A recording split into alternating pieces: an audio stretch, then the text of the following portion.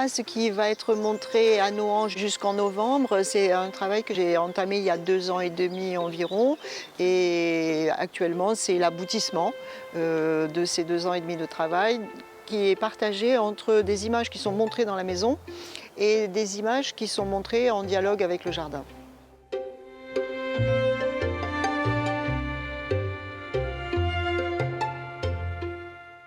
Au début de tout, il y a la musique et l'amour que je porte à Chopin en tant que musicien et que compositeur, comme quelqu'un qui a été extrêmement novateur.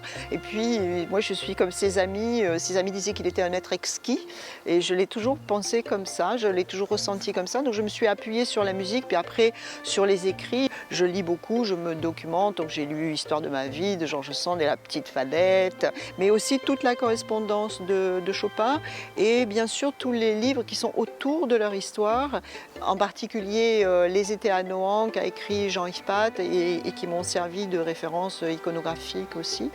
Je me documente énormément, mais après le fait de vivre dans le domaine, sinon dans la maison, mais du moins dans le domaine, ça me permet bien sûr d'être en immersion et d'avoir une approche plus sensible.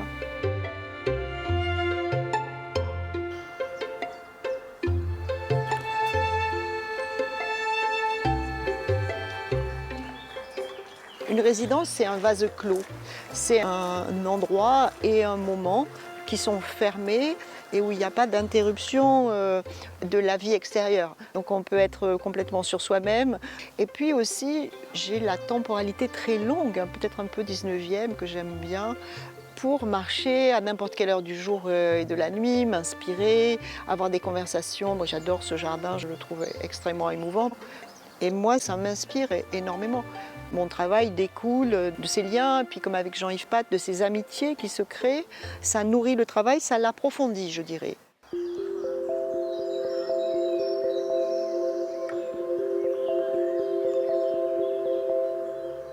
J'espère rentrer dans un domaine poétique, dans un domaine où la photographie dépasse la restitution du réel pour entrer dans une restitution du vrai, ce qui est assez subtil.